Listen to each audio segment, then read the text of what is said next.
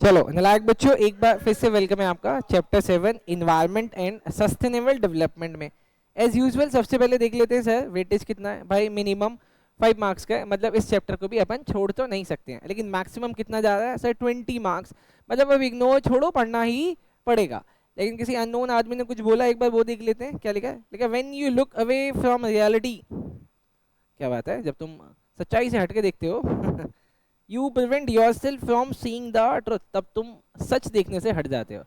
तो इसका मतलब गहराई है भाई, अभी का जो टाइम है आपके लिए वो सिर्फ पढ़ने का है। और अगर रियलिटी को समझ पा रहे हो तो प्लीज पढ़ो बेटा, सीरीज के सारे वीडियोस देखो। डन।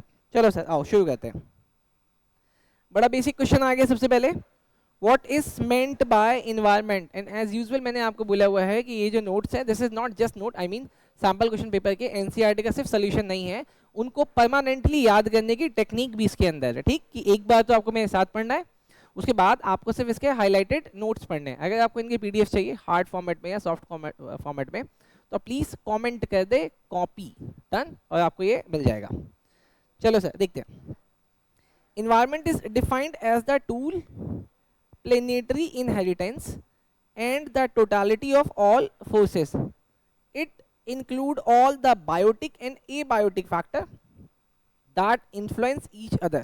अभी देखो ये तो मेरे को रटना पड़ेगा, बट रटने के साथ साथ एक बार इसको समझ भी लेते हैं क्या कहता है। कहते हैं इन्वायरमेंट एक टोटल प्लेनेटरी इनहेरिटेंस है, टोटल प्लैनेट का इनहेरिटेंस जो सालों से चला आ रहा है, and the totality of all resources, और यहाँ पे रहने वाले जितने भी यहाँ पाए जाने वाले सारे रिसोर्सेज को मिला के बनता है। इसमें दोनों चीजें हैं, बायोटिक भी है ए बायोटिक भी है। बायोटिक का मतलब वो जो लिविंग है, और ए बायोटिक का मतलब जो नॉन लिविंग है, लेकिन जो एक दूसरे को इन्फ्लुएंस करते रहते हैं। तो डन सर, डेफिनेशन मेरे को याद हो गया। अच्छा, अब बायोटिक जो हमने डिस्कस किया था कि बायोटिक लिविंग फैक्टर होते हैं, जैसे कि bird, animal, plant, forest, fisheries, etc. और अबायोटिक एलिमेंट हो गए air, water, land, rock, sunlight, etc. Done. चलो सर, ये वाला क्वेश्चन मैंडेटरी आपको याद करना है। क्वेश्चन नंबर 2 देखो बेटा, what happen when the rate of resource extraction exceed that of their regeneration। बड़ा सिंपल है, कहते हैं कि सर अगर मान लेते हैं किसी को आपने एक्सट्रैक्ट करने का रेट अज्यूम कर लो कि 10% है, लेकिन उसके बनने का रेट 5% है, इसका मतलब आपका एक्सट्रैक्शन ज्यादा हो रहा है, मतलब आप कहीं से कुछ निकाल ज्यादा रहे हो, वहां पे जमा कम हो रहा है। और अगर ऐसा ही चलता रहेगा तो इससे क्या होगा, व्हाट हैपन, क्वेश्चन कहता है क्या होगा। चलो सर बता देते हैं क्या होगा, आंसर देखना। Environment include sun, soil, water, air, which are essential ingredients for the substance of human life। चलो सर, पहली बात समझ में आ गई कि ह्यूमन लाइफ के लिए जो जो चीजें चाहिए वो सब हमारे अर्थ में अवेलेबल है। The carrying capacity of the environment, अब ये वर्ड आया कैरिंग कैपेसिटी का मतलब क्या है, तो कहता है carrying capacity implies that resource extraction is not above the rate of regeneration of the resources. अब इन्होंने बड़ा बड़ा ध्यान से ये चीज यहाँ पे प्रूव करवा दी कि सर इस केस में, किसी भी केस में आपका एक्सट्रैक्शन उसके रीजनरेशन से बड़ा नहीं होना चाहिए, मतलब आपको एक्सट्रैक्ट कम करना है और रीजनरेट ज्यादा होने देना है। But and the waste generated are within the assimilating capacity, और आप जो या हम लोग मिलके जो वेस्ट प्रोड्यूस करते हैं अपने डेली लाइफ में वो इतना होना चाहिए कि इन्वायरमेंट उसको एब्जॉर्ब कर ले। लेकिन अगर ऐसा नहीं होता, तभी देखा ना आपने कूड़े के बहुत सारे पहाड़ बनने लगते हैं अलग अलग स्टेट्स में। Of the environment, carrying capacity of the environment help to sustain life. अब यहां तक तो क्वेश्चन यही बता रहा था कि क्या होना चाहिए, अब यहां से आंसर शुरू होता है। कहते हैं absence of carrying capacity of the environment mean absence of life। तो उन्होंने एक वर्ड में सीधा सीधा आंसर दे दिया कि अगर ये चीज ऐसी चलती रही जहाँ पे एक्सट्रैक्शन ज्यादा है रीजनरेशन से, तो सर यहाँ पे अब धीरे धीरे लाइफ पॉसिबल नहीं हो पाएगी और लाइफ खत्म हो जाएगी। डन। चलो सर डन, आगे चलते हैं। वैसे आप इसके आंसर को और एलाबोरेट कर सकते हो, ठीक, लेकिन फिलहाल के लिए कम से कम इतना तो याद करो। डन। आगे, classify the following into renewable and non renewable resources. Done. समझना, इसमें भी गलती नहीं करना, आपको सिर्फ यहाँ पे आइडेंटिफाई करना है कि इसमें से कौन कौन से रिसोर्सेज रिन्यूएबल हैं और कौन कौन से नॉन रिन्यूएबल हैं। वर्ड से ही आपको इसका मीनिंग समझ में आ गया होगा। रिन्यूएबल जिनको यूज कर लें और बाद में वो दोबारा बन सकते हैं, और नॉन रिन्यूएबल कि जिसको हमने यूज किया अब दोबारा वो नहीं बनेगा। आओ देखते हैं सर। सबसे पहले ट्रीज, फिश आर रिन्यूएबल, तो यहाँ पे मैंने दो चीजें आइडेंटिफाई कर दी, ट्रीज और फिश। उसके बाद ये लोग क्या कह रहे हैं सर, पेट्रोलियम, कोल, आयरन और वाटर। क्या क्या, पेट्रोलियम, कोल, आयरन और वाटर। अब ध्यान रखना यहाँ पे, इसको आपको ध्यान रखना है, वाटर। कि वाटर भी क्या है सर, नॉन रिन्यूएबल रिसोर्सेज है। ठीक, डन सर, आगे चलते हैं। Two major environment issues facing the world today, वो दो चीज़ें बता दीजिए जो पूरी दुनिया आज फेस कर रही एज अ प्रॉब्लम के सेंस में। जैसे पहला है ग्लोबल वार्मिंग, जिससे आपका कार्बन डाइऑक्साइड गैस बढ़ जाता है और हीट बढ़ने लगती है। और दूसरा है sir ozone depletion. Ozone depletion एक लेयर होती है हमारे एटमॉस्फेयर के ऊपर, जिससे सन से निकलने वाली रेज के अंदर कुछ हार्मफुल रेज होती है जो हमारे अर्थ तक नहीं पहुंच पाती है, लेकिन वो भी अब धीरे धीरे डिप्लीट हो रही है। अब इस क्वेश्चन को ध्यान से देखना, ये इकलौता क्वेश्चन बहुत सारे क्वेश्चंस का आंसर देता है। देखो, how do the following factor contribute to the environmental crisis in India. अब how do the following factor, ये जो फैक्टर्स हैं इसमें से कौन कौन हमारे इन्वायरमेंटल क्राइसिस का कंट्रीब्यूटर है।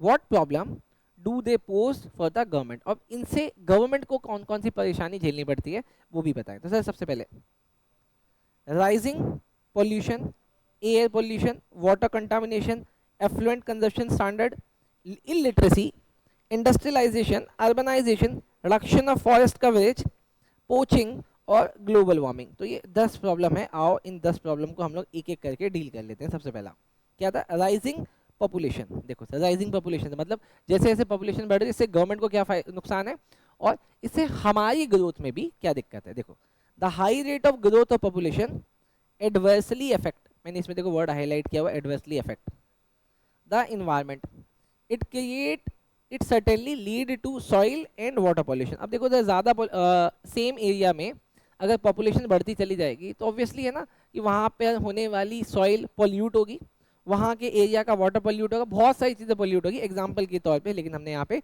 दो चीज़ें लिख दी, it lead to soil and water pollution. Done. अगला क्या था सर, अगला था एयर पॉल्यूशन। आओ, India is one of the 10 most industrialized nation of the world. क्या बात है, उसके बाद भी अपन डेवलपिंग नेशन है। पूरी दुनिया का 10वें नंबर पे हम लोग, आई मीन 1 ऑफ 10 हम है जहाँ पे इंडस्ट्रीज लगी हुई है। It has led to unplanned urbanisation, लेकिन आपको पता है ये जो पूरा का पूरा गुड़गांव बसा हुआ है ना, गुड़गांव ये बिल्कुल अनप्लान्ड है, बस बसा दिया गया और बाद में वहाँ पे बहुत सारी चीज़ें हो रही हैं, इसीलिए गुड़गांव में अच्छी अच्छी बिल्डिंग्स होने के बाद भी वहाँ के रोड्स में पानी बहता है। Unplanned pollution and the risk of accident. अच्छा, यहाँ पे एक और बात बता दूँ, क्योंकि अभी आप लोग बढ़ रहे हो सकता है 5-6-10 सालों में आप भी अपनी प्रॉपर्टीज परचेज करोगे। तो जो नोएडा है ना, नोएडा वो प्लांट सिटी है, तो अगर आप अपना इन्वेस्टमेंट करना चाहते हो तो आप नोएडा में जाके अपने फ्लैट्स को लेना इंस्टेड ऑफ गुड़गांव। गुड़गांव हवा हवाई है बेटा, ठीक है, अभी है, कुछ दिनों में गायब हो जाएगा। आई मीन वहाँ पे रहने लायक नहीं है बेटा। It has lead to unplanned urbanisation, pollution and the risk of accident. The CPCB मतलब the central pollution control board has identified 17 categories of industries which are significant polluter. अब देखो, क्योंकि आपके एग्जाम में 1-2 मार्क्स का आ रहा है तो इतना तो लिखना है, लेकिन अगर आपके एग्जाम में यही क्वेश्चन बहुत डिटेल में आ जाता है कि आप एयर पॉल्यूशन को बहुत डिटेल में बताओ, तो जो हमने यहाँ पे 17 कैटेगरीज हमने नोट्स पे भी लिखी हुई है ना, वहाँ से जाके इसको याद और कर लेना। चलो सर, थर्ड क्या है सर, थर्ड है वाटर कंटामिनेशन। आओ, many states in India are on the edge of famine. ओहो, मतलब बहुत सारे स्टेट बिल्कुल सूखे की रास्ते पे हैं या सूखा पड़ने वाला है वहाँ पे। What ever water is available is it is polluted या कंटामिनेटेड। अब जितना भी पानी वहाँ पे है या तो कंटामिनेटेड है या पॉल्यूटेड है। इट कॉजेज डिसीजेज जैसे कि डायरिया और हेपेटाइटिस। स्पेलिंग्स दोनों की याद कर लें, गलत नहीं करना एग्जाम में, ठीक है। डन। अगला क्वेश्चन, अगला क्वेश्चन क्या था, थर्ड के बाद फोर्थ। सर फोर्थ है अफ्लुएंट कंजप्शन स्टैंडर्ड, मतलब कंजप्शन कितना होना चाहिए, इसके ऊपर कोई स्टैंडर्ड ही नहीं बना हुआ। विद अफ्लुएंट कंजप्शन स्टैंडर्ड मतलब कितना आपको एक चीज़ कंज्यूम करनी चाहिए। जैसे आपने देखा नहीं है, किसी एक आदमी के पास बहुत सारी गाड़ियाँ हैं, किसी आदमी पे एक भी गाड़ी नहीं है, तो सर इसका मतलब एक आदमी बहुत ज़्यादा उसको यूज़ कर रहा है या किसी के पास बहुत सारी इलेक्ट्रिसिटी है। देखो sir, people use more air conditioner, CFC are use as cooling agent in the air condition which lead to ozone depletion. अच्छा, अब समझ में आया। अभी देखो, कोई आदमी तो पंखे के नीचे है, लेकिन कोई कोई आदमी ये भी घर में 10-10 AC लगे हुए हैं, तो भाई आपने स्टैंडर्ड सेट करो ना, या अगर आपने स्टैंडर्ड सेट कर रखा है कि भाई AC के अंदर इससे ज़्यादा कूलिंग आप सेट नहीं कर सकते, भाई बिल्कुल घर को शिमला बनाया हुआ उन्होंने। डन। तो उन्होंने बोला कि सर क्योंकि CFC होता है कूलिंग एजेंट है, जो कि AC वगैरह में, फ्रिज वगैरह में और भी बहुत सारी चीज़ों में होता है, कि जिससे अगर गैस रिलीज हो जाती है उसकी तो अपने ओजोन क्या नाम है लेयर में जाके वो एक बहुत बड़ा होल बना देता है, ठीक है। तो आपको उसको भी ठीक करना है। डन। अगला क्या सर, इलिटरेसी। इलिटरेसी कोई प्रॉब्लम है क्या, देखते हैं sir. Illiteracy and ignorance about the use of non renewable resources. दो बातें बोली सर, एक बार जल के देखते हैं ना 5th नंबर पे क्या सर, 5th है इलिटरेसी, है ना। तो लिखा है इलिटरेसी एक तो प्रॉब्लम है, उसके साथ साथ इग्नोरेंस किस चीज़ की, about the use of non renewable resources. Alternative energy sources lead to environmental crisis. तो इन्होंने बोला कि सर एक तो ना देखो अनपढ़ता की वजह से, क्योंकि लोग पढ़े हुए नहीं है, प्लस वो इस बात को इग्नोर कर रहे हैं कि हमें नॉन रिन्यूएबल रिसोर्सेज को किस तरीके से यूज करना चाहिए। इन दोनों की वजह से हमारे देश में इन्वायरमेंटल क्राइसिस बढ़ रहा है। नेक्स्ट है सर क्वेश्चन नंबर 6, इंडस्ट्रियलाइजेशन। अब देखो सर क्या करें, ये ना एक वही वाली बात हो गई आपके इकोनॉमिक्स में, अगर आप लोगों ने नेशनल इनकम पढ़ा हुआ है तो नेशनल इनकम में एक इसी से क्वेश्चन बनता है कि सर जीडीपी वेलफेयर का, ठीक है, तो आप उस क्वेश्चन को भी जाके देखना, आपको रिलेट कर पाओगे आप इसको। देखो sir, with rise in national income या economic activity there is rise in industrialization and urbanization. ठीक बात है सर, अगर देश आगे बढ़ रहा है तो जीडीपी से उसका क्या नाम है पैरामीटर है, आपने कहा जीडीपी बढ़ रही है तो देश ग्रो कर रहा है। लेकिन सर जीडीपी अपने साथ इंडस्ट्रीज बढ़ाती है और अर्बनाइजेशन बढ़ाती है। The raises pollution of air water and noise, लेकिन इन सब से तीन चीजें बढ़ जाती है, एयर पोल्यूशन, वाटर पोल्यूशन और noise pollution. There are accident, shortage of water, housing problems, etc. In other words, with the rise in national income, there is ecological degradation which reduces welfare of the people. Done? तो sir industrialisation अच्छा है, लेकिन इससे people का welfare compromise होता है। चलो sir question number 7 किसका, अर्बनाइजेशन का। आओ देखो सर, अर्बनाइजेशन, क्या अर्बनाइजेशन कोई प्रॉब्लम है क्या, देखते हैं। Whenever there is a large migration of population from rural to urban, जब भी कहीं पे बड़ी मात्रा में रूरल से लोग अर्बन की तरफ जाते हैं, it lead to fast forward of slum area. अब देखो इतने सारे लोग जो गांव छोड़कर शहरों में जा रहे हैं, सबको तो भाई बढ़िया नौकरी नहीं मिलने वाली, सबको बढ़िया जगह भी नहीं मिलने वाली, बढ़िया खाना भी नहीं मिलने वाला। अब बेचारे इतने पढ़े लिखे भी नहीं होते, मे भी हो सकता है स्किल्ड भी ना हो। अब इन वजहों से क्या होता है, एक बार जब वो शहर आ जाते हैं तो वो खाना पानी ना मिलने की वजह से, जॉब ना मिलने की वजह से छोटी छोटी जगहों पे रहना शुरू कर देते हैं, और धीरे धीरे यही छोटी छोटी जगह बहुत बड़े स्लम का क्या नाम है एरिया बन जाती है। There is excess of load on the existing industrial facilities, it causes environmental degradation and ill health. अब आपको भी पता है कि स्लम एरिया, झुग्गी झोपड़ियों को बोलते हैं, जहाँ पे ठीक से कोई फैसिलिटी नहीं होती, अब अगर वहाँ पे पूरी तरीके से जुगाड़ होगा तो जुगाड़ में बहुत सारी बीमारियाँ भी हो रही है, बहुत सारी चीज़ें हो रही है। मुझे सुन के बड़ा तकलीफ भी होती है, सोच के भी बड़ी, कल्पना भी करके देखो तो बड़ा तकलीफ सा होता है, लेकिन क्या करें। 9 है पोचिंग। अब देखो ये भी याद सर, 8 है पहले, 8 है sir reduction of forest coverage. Forest coverage का मतलब क्या है, देखो सर कितना फॉरेस्ट पर पर्सन के हिसाब से होना चाहिए और कितना इंडिया में है, ये सब एक परेशानी वाली बात है। एक बार पहले चल के देख लेते हैं ना। देखो the per capita forest land in the country is only 0.08 hectare, हर आदमी के हिस्से में जितना फॉरेस्ट आ रहा है। ये एक बेयर कैलकुलेशन है जो की जाती है कि कितना होना चाहिए और कितना है। मतलब अगर आपके शहर में इतने लोग रह रहे हैं या आपकी कंट्री में इतने लोग रह रहे हैं, तो इतने लोगों के ऑक्सीजन के लिए इतना ग्रीन एरिया होना चाहिए। अच्छा, अब कैलकुलेशन क्या कहते हैं, there is an excess felling of about 15 million cubic metre forest over the permissible limit. लिखा है कि सर इस सब के अलावा हमारे यहाँ पे ना बहुत तेजी से पेड़ों का कटिंग किया जा रहा है। About 15 million cubic metre forest over the permissible limit, मतलब जितने परमिसिबल लिमिट है उससे 15 मिलियन क्यूबिक मीटर ज्यादा पेड़ कट रहे हैं। इंडिक्रिमिनेट फेलिंग ऑफ ट्रीज, मतलब इस तरीके का बिल्कुल बेधड़क पेड़ का कटना has lead to destruction of forest cover. ठीक है, तो इससे फॉरेस्ट खत्म हो रहा है। अब आगे, once forest have been cut down, एक बार अगर सारे पेड़ काट दिए जाएं या जंगल वगैरह खत्म कर दिए जाए, essential nutrition are washed out of the soil in all together, तो उस एरिया का सॉइल भी खराब हो जाता है, वहां को मिलने वाले न्यूट्रिशन खत्म हो जाते हैं। This leads to soil erosion, अब इससे सॉइल एरोजन हुआ। It lead to disasters flooding since there is no soil soak up the rain, अब क्योंकि वहां पे उस लेवल का सॉइल ही नहीं है, सॉइल एरोजन हो चुका, तो वहां पे बारिश आएगी, फ्लड आएगा, सूखा पड़ेगा। अब ठीक है, तो ये बहुत सारी दिक्कतें हैं कि सर, क्योंकि अब वहां पे कोई क्या नाम है फर्टाइल लैंड नहीं बचेगा। लैंड को बांधने के लिए जो पेड़ थे, पेड़ ना लैंड को दरअसल बांध के भी रखते हैं, मतलब उनके जो रूट्स होते हैं अंदर तक जाके, लेकिन ऐसा अगर नहीं होगा तो बहुत सारी दिक्कतें हैं। तो सर एक ये भी परेशानी है। अच्छा, अब 9th पार्ट था सर पोचिंग का, कि पोचिंग का मतलब क्या है।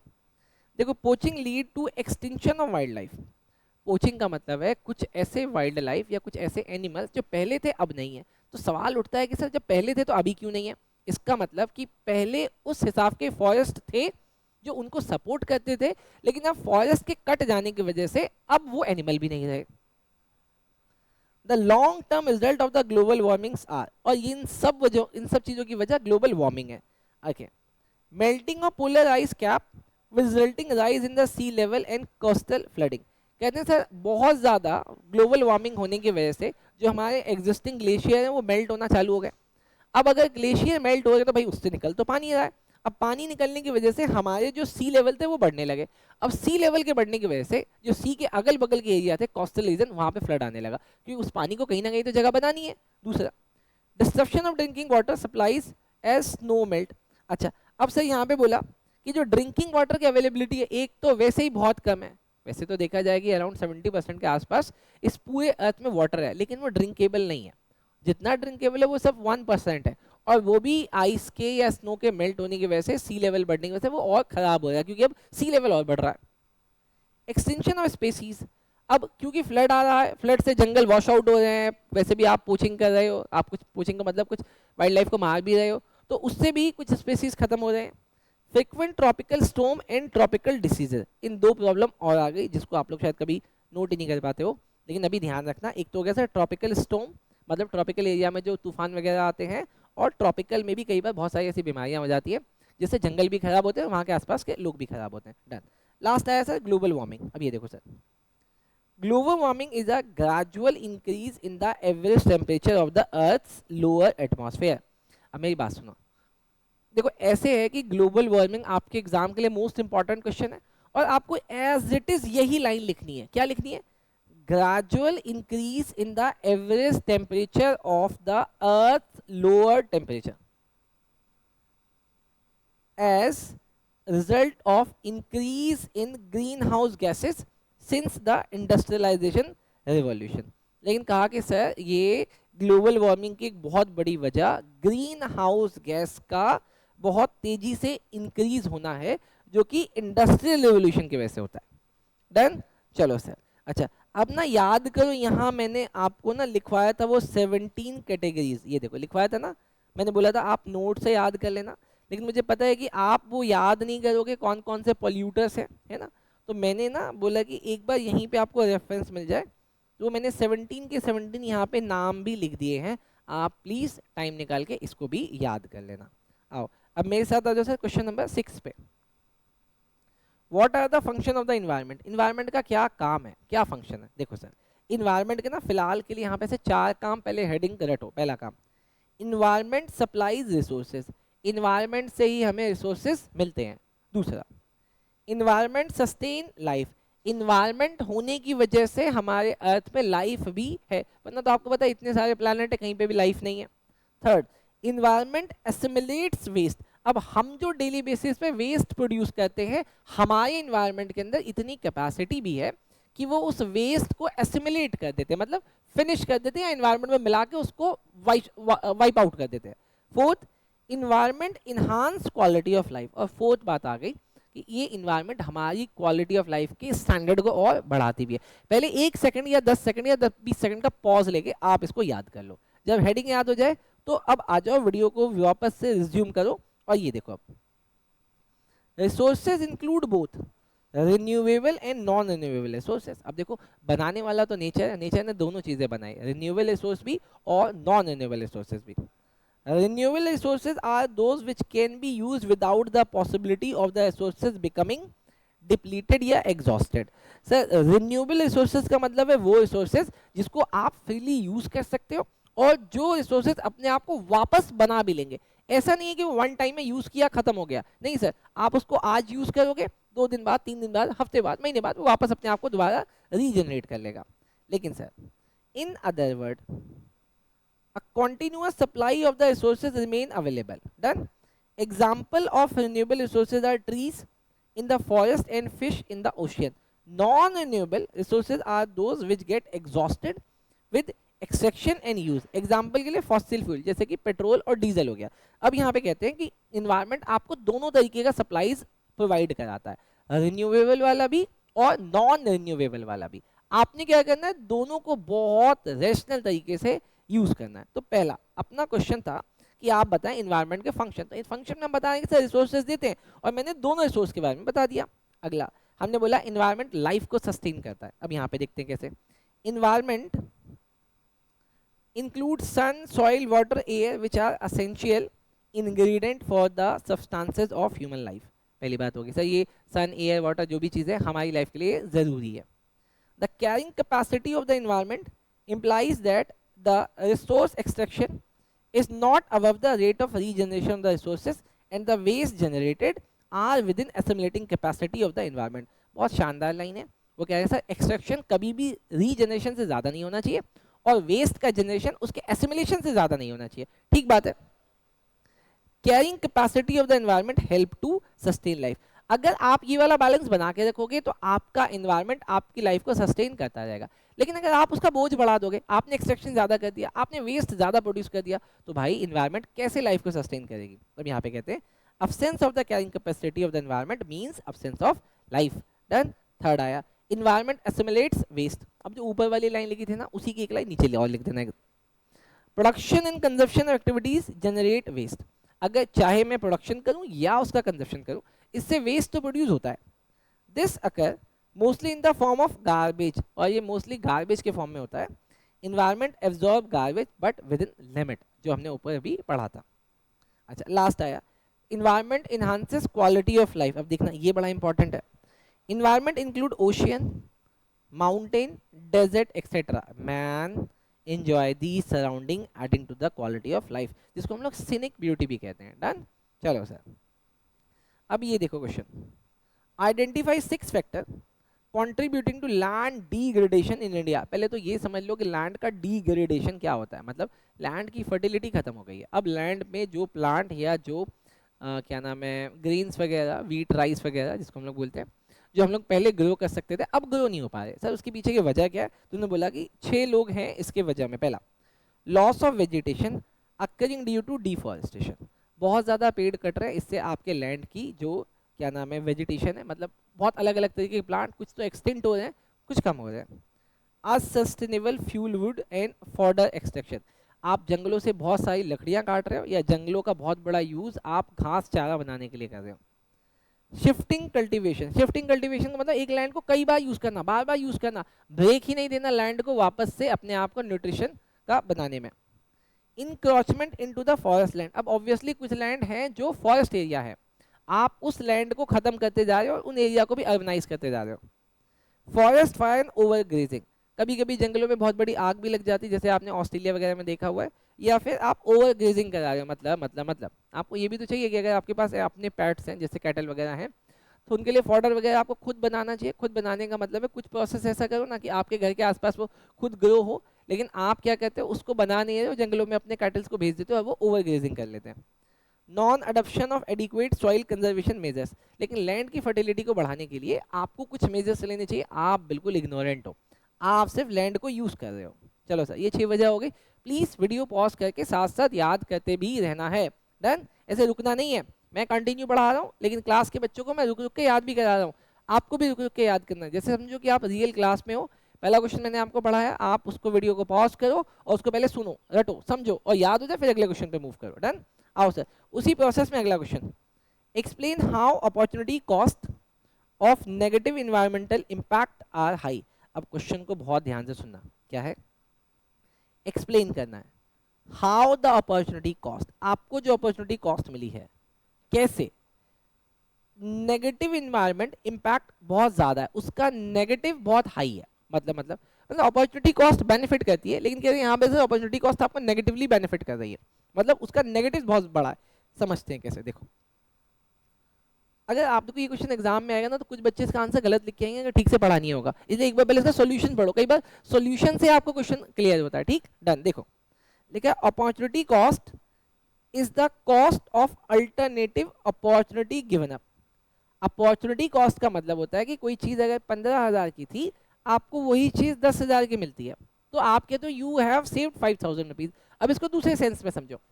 आप एक जगह प्रोडक्शन कर रहे थे 100 किलो वीट का, लेकिन सेम लैंड पे आपने 200 किलो वीट आपने प्रोड्यूस कर दिया. अब आप कहते हो कि सर मैंने ना इस वाली टेक्निक को यूज करके पहले से 100 केजी ज्यादा प्रोड्यूस किया, लेकिन क्या ये हमेशा बेनिफिट ही रहता है, इसका कोई नेगेटिव भी है. अब वो देखो बता रहा है दोबारा. Opportunity cost is the cost of alternative opportunity given up. The country has to pay huge amount of damage done to human health. लेकिन कई बार क्या होता है कि इस तरीके की चीज को यूज करके, जैसे जैसे जैसे आपने पीछे भी देखा था, HIV शीट्स को यूज करके आपने ऑर्गेनिक को क्या किया, सेक्रीफाइस किया। क्योंकि HIV शीट जहाँ पे 100 kg प्रोड्यूस कर रहा था, ये 10 kg करता था। अब आप बोलोगे सर इससे हमारा तो फायदा हुआ, मतलब एग्रीकल्चरिस्ट का, जो एग्रीकल्चर का काम करे उनका तो फायदा हुआ, लेकिन नुकसान बहुत बड़ा हेल्थ का हो गया, कंट्री का। कैसे? The health cost due to degrade environmental quality have resulted in diseases जैसे कि अस्थमा, कॉलेरा एक्सेट्रा, और भी बहुत सारी बीमारियां हुई हैं इससे। Huge expenditure incurred in treating the disease. अब इन बीमारियों को ठीक करने के लिए अपने को बहुत सारा प्रॉब्लम्स फेस करना पड़ा बेटा। ठीक, चलो ये क्वेश्चन है, इसको काट देना। डन। देखो sir question number 9, outline the steps involve in attaining sustainable development in India. अब वो बड़ा सिंपल है, कहते सर आप मुझे वो स्टेप्स बता दो, ये क्वेश्चन एग्जाम में आ सकता है कि अगर मैं सस्टेनेबल डेवलपमेंट की पॉलिसी को अडॉप्ट करना चाहता हूँ या वहां तक पहुंचना चाहता हूँ, तो इंडिया को क्या करना चाहिए, कौन कौन से स्टेप्स लेने चाहिए। भाई ये 9 स्टेप्स है, आप हाईलाइट कर लो। जैसे कि पहला, आप यूज करो non conventional source of energy, अरे जैसे सोलर पावर वगैरह। आप LPG और गोबर गैस रूरल एरिया में भी पहुंचाओ, CNG को अर्बन एरिया में पहुंचाओ। विंड पावर यूज करो, सोलर पावर यूज करो थ्रू फोटोवोल्टिक सेल्स से। मिनी हाइडल प्लांट्स लगाओ, बड़े प्लांट्स की जगह छोटे छोटे प्लांट्स लगाओ। ट्रेडिशनल नॉलेज बढ़ाओ लोगों की, और लोगों को बोलो कि उसकी प्रैक्टिस भी शुरू करें। प्रैक्टिस का मतलब यूज। बायो कंपोस्टिंग यूज करो, और बायो पेस्ट कंट्रोल लगाओ बेटा। डन। मतलब बायो पेस्ट है ना, आप इसको यूज करो। डन। बोलो ये याद कर लेना सर, ठीक है भाई, मैं बोल रहा हूँ पॉज करके याद कर लो। India has abundant natural resources, क्या बात है, ये बात हमें पता भी है। कहते हैं इंडिया के पास ना बहुत सारे नेचुरल रिसोर्सेज हैं। Substantiate the statement. अब आप इस स्टेटमेंट को सब्सटेंशिएट कर दो। आओ कहते हैं सर, देखो India has rich quality of soil, ठीक बात है, जैसे कि 100 of reverse and tributaries, lush green forest, abundant mineral deposits under the land surface, vast stretch of the Indian Ocean, mountain range, etc. बताओ इतने सारे नेचुरल रिसोर्सेज हमारे पास हैं, लेकिन क्या हम इसका यूज कर पा रहे हैं? आगे देखो, the black soil of Deccan plateau is particularly suitable for the cultivation of cotton. ये याद होना चाहिए कि डेक्कन प्लेट्यू में मिलने वाला ब्लैक सॉइल हमारे यहाँ पे कॉटन को ग्रो करने के लिए बहुत हेल्प करता है। It has lead to concentration of the textile industries in this region, और हमारी इंडस्ट्रीज के इस रीजन में इसीलिए कॉटन का ग्रोथ ज्यादा भी है। The Indo Gangetic plains spread from Arabian sea to bay of Bengal. अब ये याद होना चाहिए कि कहाँ से कहाँ तक स्ट्रेच है बे ऑफ बंगाल, क्या नाम है, इंडो गैंजेटिक प्लेन कहाँ से कहाँ तक है बेटा, अरेबियन सी से लेके बे ऑफ बंगाल तक। Are one of the most fertile, intensively cultivated and densely populated region in the world. बताओ दुनिया का सबसे बड़ा populated, densely populated, most fertile, most populated, intensively cultivated land हमारे पास है। पता नहीं हम उसका यूज कर रहे नहीं कर रहे। India forest provide green cover for a majority of its population and natural cover for its wild life. India के पास बहुत बड़ा ग्रीन कवर है जहाँ पे मेजॉरिटी पॉपुलेशन रहती है, जो कि किसके लिए, वाइल्ड लाइफ के लिए। India forest provide green cover, majority of its population and natural cover for its wild life. Green forest हमें सिर्फ हमें ही सपोर्ट नहीं करती, वाइल्ड लाइफ को भी सपोर्ट करती है। अगला, large deposit of iron ore, coal, natural gas are found in country. India alone account for nearly 20% of the world total iron ore. क्या बात है सर, मुझे ऐसा लगता है जैसे पॉइंट नंबर 3 हो गया, पॉइंट नंबर 5 हो गया, आपको इन पे ज्यादा फोकस करना है, और जो बाकी पॉइंट्स है वो भी आपको लर्न करना है। लेकिन ऐसे क्वेश्चंस आपको एग्जैक्टली लर्न करने पड़ते हैं बेटा, और लर्निंग रिक्वायर्स टाइम। अगर आपको ऐसा लग रहा है ना कि सिर्फ सुन के चले जाएंगे, आपको टाइम इन्वेस्ट करना पड़ेगा, हमेशा इन्वेस्टमेंट रिटर्न देता है बेटा। Last, bauxite, copper, chromate, diamond, gold, lead, lignite, manganese, zinc, uranium etcetera are also available in different part of the country. Sir मजा आ गया क्वेश्चन पढ़ के। डन। चलो सर आओ क्वेश्चन नंबर 11 देखो बेटा। Is environmental crisis a recent phenomena? आपको ऐसा लगता है कि ये जो इन्वायरमेंटल क्राइसिस है ये अभी की बात है, और अगर हाँ तो क्यों? देखो सर, यस, आंसर भी कह रहा है yes, because India is suffering from population explosion. Sir कह रहे हैं कि इंडिया ना पॉपुलेशन एक्सप्लोजन से बीमार है, इसीलिए ये सब बीमारियां अभी रिसेंट टाइम में और बढ़ गई है। जैसे कि India has approximately 20% of the live stock population. क्या बात है, पूरी दुनिया का 20% लाइव स्टॉक हमारे पास है। On a मियर 2.5 of the world geographical area. कमाल की बात है, मतलब अगर दुनिया में 100 कैटल हैं तो 20 हमारे पास है। और दुनिया में अगर 100 मतलब परसेंट का अगर लैंड है तो उसका सिर्फ 2.5% का लैंड हमारे पास है। क्या मतलब है, जब 20% कैटल है तो 20% का लैंड एरिया भी होना चाहिए ना, नहीं है सर। मतलब हमने बहुत छोटे से एरिया में वर्ल्ड का बहुत सारा कैटल लिया हुआ है। The high density of population in live stock and the competing uses of land for forestry agriculture. Line समझना क्या बोला, बोलते sir high density of population, एक तो छोटे से एरिया में बहुत सारे लोगों का रहना, बहुत सारे जानवरों का रहना, साथ में कंपीटिंग यूज का मतलब एक ही चीज के बहुत सारे यूज होना, जैसे फॉरेस्ट के लिए, एग्रीकल्चर के लिए, पास्चर्स के लिए, ह्यूमन सेटलमेंट के लिए, इंडस्ट्रीज के लिए। Exert an enormous pressure. अब एक ही लैंड का इतने सारे यूज की वजह से लैंड पे बहुत प्रेशर भी बढ़ रहा है। On the countries finite land resources, word use किया फिनाइट लैंड। भाई लैंड तो फिनाइट है, लेकिन आप उसके ऊपर का प्रेशर बढ़ाए जा रहे हो। आप ऐसे समझो ना, जैसे इंडिया पहले इसका ज्योग्राफिकल एरिया जितना था आज भी उतना ही है, लेकिन सर पहले इतनी पॉपुलेशन इस इंडिया के ऊपर नहीं रहती थी जितनी आज रह रही है। तो सर एक लैंड के ऊपर पड़ने वाला प्रेशर तो बढ़ रहा है ना। और सर अगर लैंड के ऊपर पड़ने वाला प्रेशर बढ़ रहा है तो सर आप खुद सोचो, अगर आपके पास एक बकेट है, बकेट में एक लिमिट से पानी अगर ज़्यादा डालोगे तो पानी बाहर आने लगता है ना। सर ऐसा कुछ होने वाला है। गेट रेडी, डन, बोर्ड को टॉप कर लो। The per capita forest land in the country is only 0.08 hectare. अब ये लाइन देखो ऊपर से आ गई ना। There is an excess felling of about 15% cubic meter forest over the permissible limit. Indiscriminate felling of trees has led to destruction of forest cover. और इसी वजह से सर हमारे फॉरेस्ट में फॉरेस्ट का कवर भी कम हो रहा है। और यही है सर इन्वायरमेंटल क्राइसिस की वजह। सर फॉरेस्ट एक लिमिट तक होना चाहिए ना, तभी तो अपने ऑक्सीजन मिलेगा, लेकिन सर हर चीज़ खराब हो रही है। आओ सर, अब यहाँ पे आया क्वेश्चन अगला। गिव 2 इंस्टेंसेज ऑफ किसके, over use of environmental resources. पहला कि इन्वायरमेंट में जो रिसोर्सेज है उनका ओवर यूज होना, दूसरा miss use of environmental resources.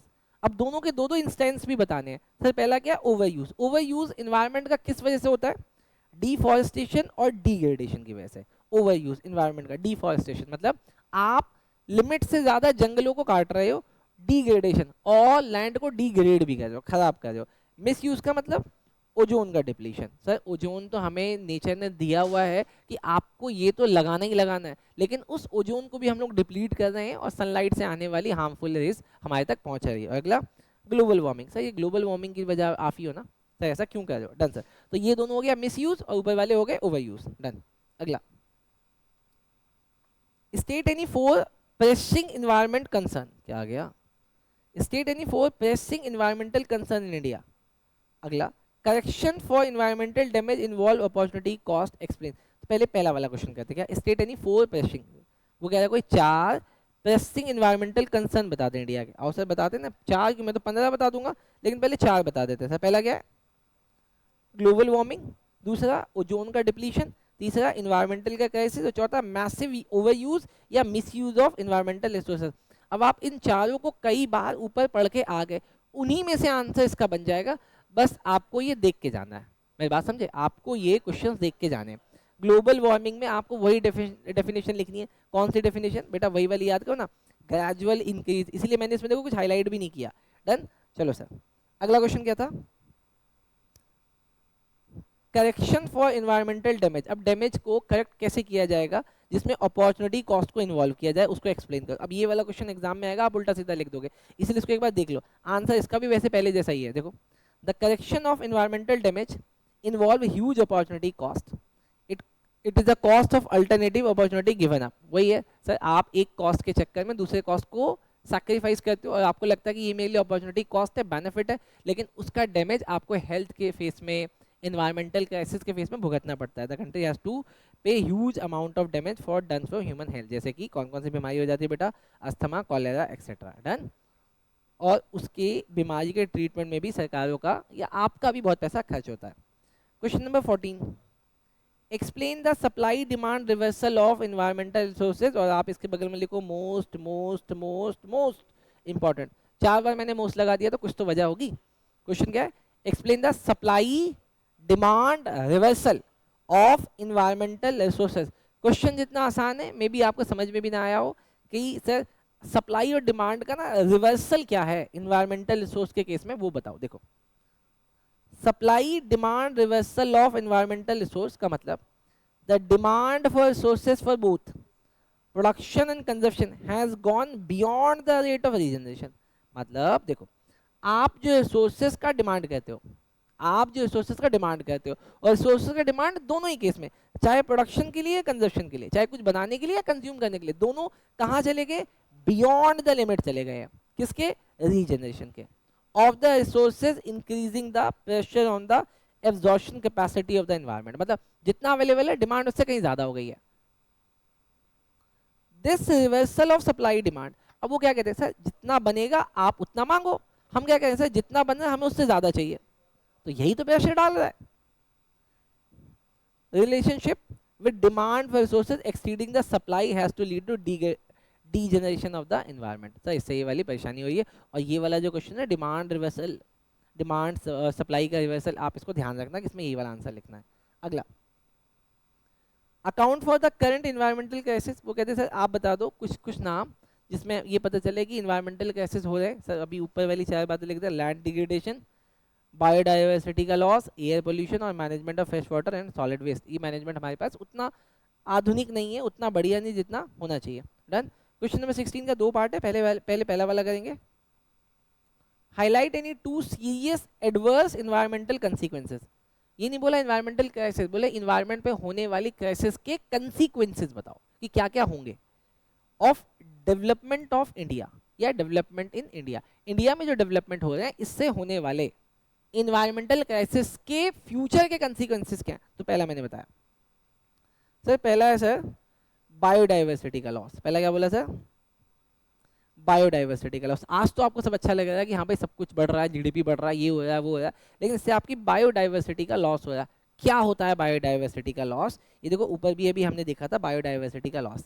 Done. अब इसको एक्सप्लेन हम फिर भी नीचे कर लेते हैं। क्या है सर, देखो India has approximately 20% of the life stock population on a mere 2.5 of the world geographical area.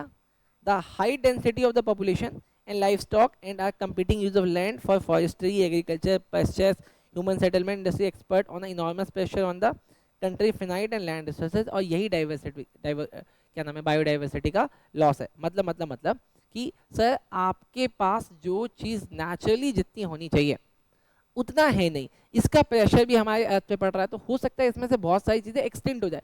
मतलब आप ऐसे समझो ना कि कुछ चीज़ों को एक नेचुरल रिसोर्स चाहिए, एक नेचुरल इन्वायरमेंट चाहिए, लेकिन उतना मिल नहीं रहा, तो धीरे धीरे वो एक्सटेंड होगा ना। आपको पता है बहुत सारे बर्ड, बहुत सारे एनिमल जो पहले कभी हुआ करते थे आज नहीं है। क्या आपको आपकी एरिया में चिड़िया दिखती है, छोटे वाली नहीं दिखती, वो ना 5G की वजह से नहीं दिखती।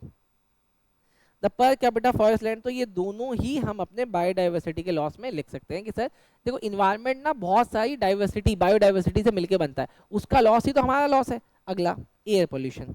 अब एयर पोल्यूशन के अंदर आपको बहुत सारी बातें आप अपने से भी लिख सकते हो, लेकिन उसको लिखने के लिए ना कुछ अगर डेटा एग्जाम पे चिपका दोगे ना तो टीचर बड़ा खुश हो जाएगा। देखो the number of motor vehicle has increased from about 3 lakh. अब ये याद रख लेना कि 1951 के आसपास हमारे पास 3 लाख के आसपास मोटर व्हीकल्स थे, मतलब मोटर से चलने वाले व्हीकल्स, जो कि अब 3 लाख से सीधा 67 करोड़ हो गए हैं, और वो भी 2003 का डेटा है। सोचो आज अगर हम लोग 2025-26 में सोचेंगे तो कितना होगा वो। डन। अगला, India is one of the 10 most industrialized nation. पूरी दुनिया में 10 सबसे बड़े इंडस्ट्रियलिस्ट की नाम में इंडिया का नाम आता है। भाई साहब सोचो तो पॉल्यूशन तो हो गई। अच्छा अब मैं आपको ना इकोनॉमी का एक क्वेश्चन बताता हूँ जो यहाँ पे भी है। मतलब अगर आप लोगों के पास इकोनॉमिक्स है, मैक्रो इकोनॉमिक्स है, होगा नहीं है अरे है, तो इकोनॉमी का एक क्वेश्चन है कि environment, India environment problem pose dichotomy, कि इंडिया का जो इन्वायरमेंट है वो एक डिकॉटमी का शिकार है। डिकॉटमी का मतलब क्या होता है, डिकॉटमी का मतलब समझो कैसे होता है, जैसे they are poverty induced at the same time due to affluence in living standard is too. अब मैं आपको आपके शब्दों में बताता हूँ, जैसे देखो पेड़ को नहीं काटना चाहिए, पेड़ को नहीं काटना चाहिए, डन है सर, बिल्कुल नहीं काटना चाहिए। लेकिन सोचो अगर आप बहुत अमीर हो रहे हो तो आपके घर में फर्नीचर्स होंगे, अच्छे अच्छे फर्नीचर्स होंगे। भाई फर्नीचर आपको प्लास्टिक का नहीं चाहिए, लोहे का नहीं चाहिए, आपको लकड़ी का ही चाहिए। अब बताओ क्या करें, वही ना problem.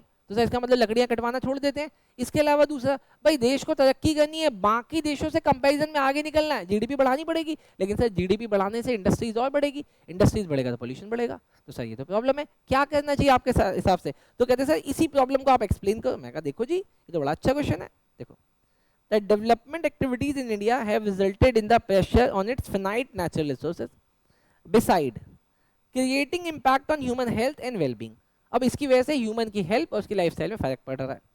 The threat to India environmental poses a dichotomy, और इंडिया का यही प्रॉब्लम डिकॉटमी का शिकार है, जैसे कि threat of poverty induced environmental degradation. क्या बोला? Poverty induced environmental degradation and at the same time threat of pollution from affluence and rapidly growing industrial sector।